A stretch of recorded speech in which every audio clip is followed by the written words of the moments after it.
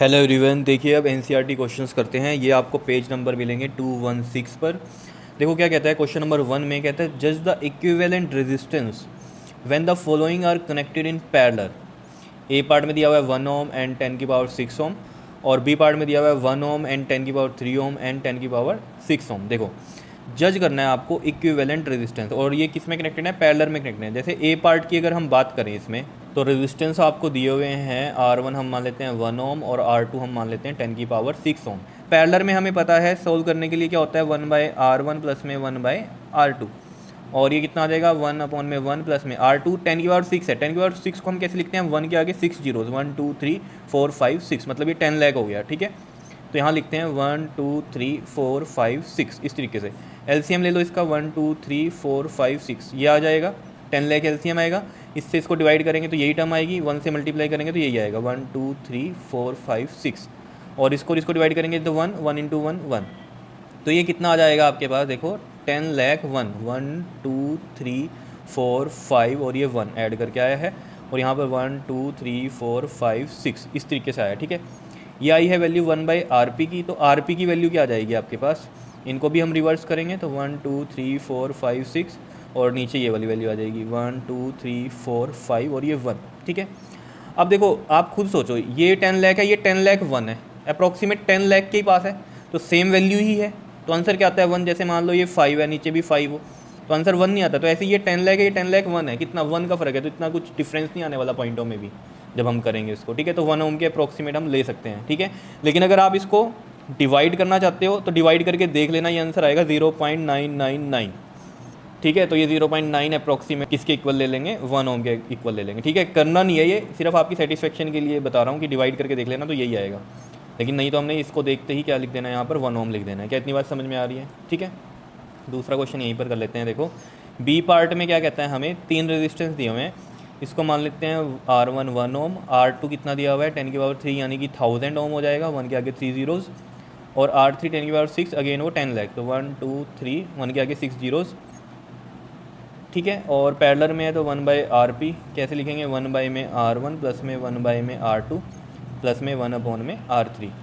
तो देखो 1/1 प्लस में R2 कितना हो जाएगा 1000, प्लस में R3 कितना हो जाएगा 10 लाख, 1 2 3 4 5 6 इस तरीके से। ठीक है, अब इसका एलसीएम देखो, बड़ी वैल्यू ही एलसीएम होगा, इसका सबसे बड़ी वैल्यू कितनी होगी इसमें? 1 2 3 4 5 6 यही होगी 10 लाख।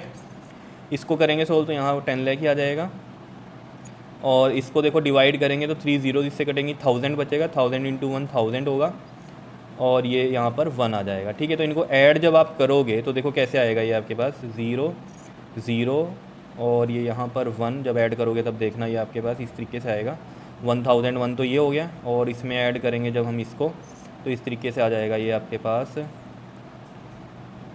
ये आएगा आपके पास, देख लो 1 2 3 4 5 6 1। ठीक है, तो इसको आप ऐडअप करके देख लेना, ये आएगा आपके पास। ठीक है, क्या है ये? 10 लाख 1001 इस तरीके से है। ठीक है, इसके नीचे ये वैल्यू आएगी 10 लाख वाली 1 2 3 4 5 6 इस तरीके से, और ये 1/RP है, तो RP क्या आ जाएगा इसमें? ये ऊपर चल जाएगी वैल्यू, ये नीचे आ जाएगी 1 2 3 4 5 6, और ये 1 2 1 0 0 1 इस तरीके से। ठीक है, अब इसको जब आप डिवाइड करोगे तो ये भी आपके पास कितना आएगा? 0.999 आएगा। ठीक है, तो ये भी मैं अप्रॉक्सीमेट 1 ओम के क्रॉस लिख सकता हूँ। ठीक है, देखो ये 10 लाख, ये 10 लाख 1001, तो आपको पता है इन दोनों में ज़्यादा डिफरेंस नहीं है, तो हमें साफ पता चल रहा है कि अप्रॉक्सीमेट ये कितना आ जाएगा? 1 ओम के क्रॉस आ जाएगा। ठीक है, क्योंकि उसने बोला था जज करना है ये हमें कि क्या होगा, तो पूरा एक्यूरेट नहीं बताने की ज़रूरत है, हम सिर्फ जज कर सकते हैं कि हाँ ये भी 1 ओम के क्रॉस ऐसे लिख सकते हैं।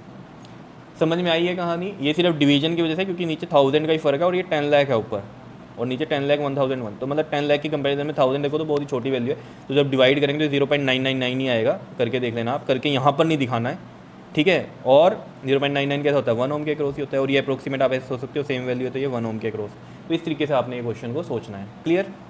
क्वेश्चन नंबर 2 की बात कर लेते हैं। देखो इसमें क्वेश्चन नंबर 2 में क्या कहते हैं, कहते हैं an electric lamp of 100 ohm and a toaster of resistance 50 ohm and a water filter of resistance 500 ohm are connected in parallel to a 220 volt source। देखो ये हम बना लेते हैं पहले, एक ये इलेक्ट्रिक लैम्प हो गया है, और ये आपके पास एक टोस्टर, और ये हो गया एक आपके पास वाटर फिल्टर का रेजिस्टेंस। ठीक है, तो ये है 500 ओम, ये है आपके पास 50 ओम, और ये है 100 ओम, ठीक है। इसको हम R1 मान लेते हैं, इसको R2 और इसको R3। ये सब पैरेलल में कनेक्टेड हैं और कितनी वोल्टेज से कनेक्टेड हैं ये आपके पास, ये 220 वोल्ट से, ठीक है। तो इस तरीके से हमने लिख दिया है 220 वोल्ट से ये कनेक्टेड है, ठीक है। पता चल रहा है, इतनी कहानी समझ में आई। तो इलेक्ट्रिक लैंप का रेजिस्टेंस 100 ओम हो गया, टोस्टर का रेजिस्टेंस 50 ओम हो गया, और वाटर फिल्टर का जो रेजिस्टेंस है वो कितना हो गया, 500 ओम हो गया, ठीक है।